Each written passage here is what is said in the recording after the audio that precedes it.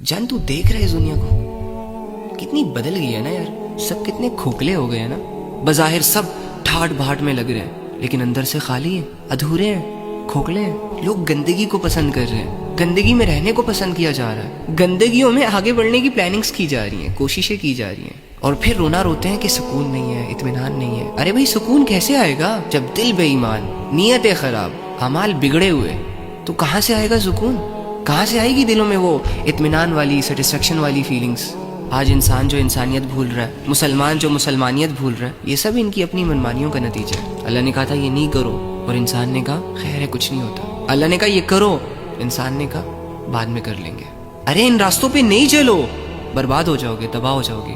انسان نے کہا کچھ نہیں ہوتا, یہ پرانی بات ہے, چل کے دیکھتے ہیں, مزہ ہے, سکون ہے, اطمینان ہے, دولت ہے, شہرت ہے, عزت ہے. ہاں ٹھیک ہے, بہت سارے غلط راستے انسان کو بہت کچھ دے جاتے ہیں, لیکن بھائی یہ دنیا ایویں تو نہیں مہربان نا آپ پر, کچھ نہ کچھ لے گی آپ سے.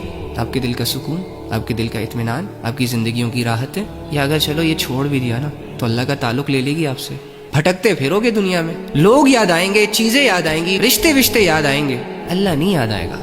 بھاگو گے بڑی تیزی سے بھاگو گے دنیا کے پیچھے, دولت کے پیچھے, عزت و آرام کے پیچھے, لیکن اللہ کی جانب قدم نہیں اٹھا پاؤ گے. بڑی عیش کروائے گی تمہیں یہ دنیا, مزے کروائے گی, کبھی لڑکیوں کا, کبھی ناچ گانوں کی محفلوں کا, کبھی سیر سپاٹوں کا, بہت بہلائے گی تمہیں یہ دنیا, لیکن بدلے میں اللہ کی عبادت نہ کر سکو گے, اللہ سے دل نہ جوڑ سکو گے. حسین خواب, جمیل خواب, کبھی کیریئر کے, کبھی بادشاہت کے, لیکن مرنے کی بات کی زندگی کو سوچ نہ پاؤ گے, جنت کو امیجن نہیں کر پاؤ گے, مرنے کے خیال سے بھی ڈر لگنا شروع ہو جائے گا بھائی.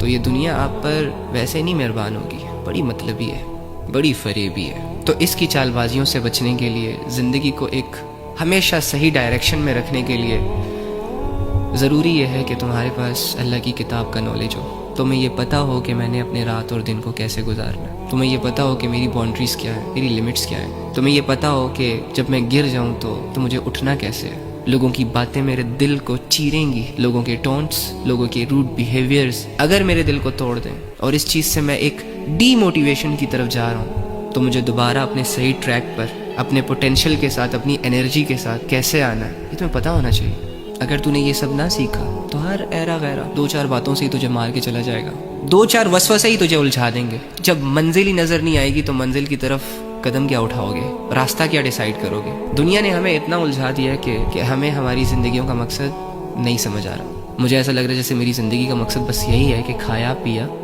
اٹھا, جاب کی, پیسے کمائے, کیریئر بنائے, گاڑی واڑی لی, شادی کی, بچے پیدا کیے, مر گئے, اینڈ دیٹس آل.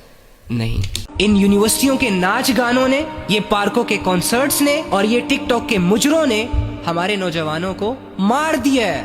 ان سے ان کی ایمانی قوتوں کو سلب کر لیا ہے, ان کے قدم کمزور ہو چکے ہیں. اب ہم سے ہماری زندگیاں نہیں ہینڈل ہو رہی بھائی. ہمیں تو خود نہیں سمجھ آ رہا کہ سروائیو کیسے کریں, جیئیں کیسے. اور ایسی کنڈیشن میں دعویٰ یہ کروں کہ میں نے فلسطین جانا ہے, میرے لیے راستے کھول دو. کیا کرنے جانا ہے وہاں؟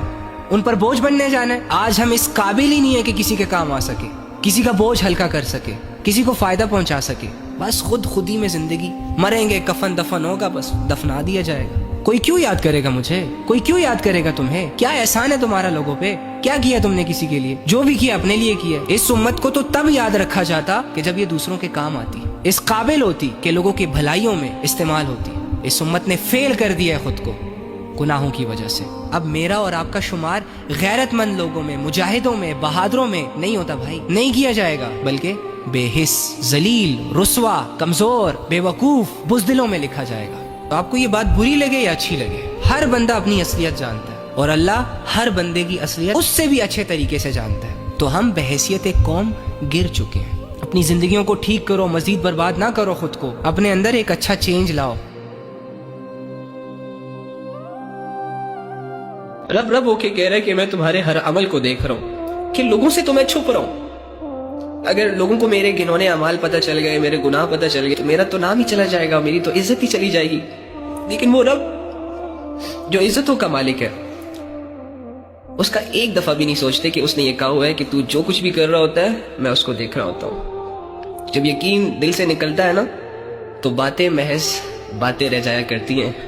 قرآن جیسی کتاب بھی ہمیں بدل نہیں سکتی. پھر یہاں تک کہ حضرت محمد صلی اللہ علیہ وآلہ وسلم اگر خود بھی چل کر ہمارے پاس آ جائے نا اور ہمارے سامنے کھڑے ہو جائے اور ہمیں اپنا اللہ سمجھانے لگ جائے، تو اگر میں تیار نہیں ہونا سمجھنے کے لیے تو نبی صلی اللہ علیہ وآلہ وسلم کی بات بھی مجھے سمجھ نہیں آئے گی، جس طرح ابو جہل کو نہیں آئی تھی۔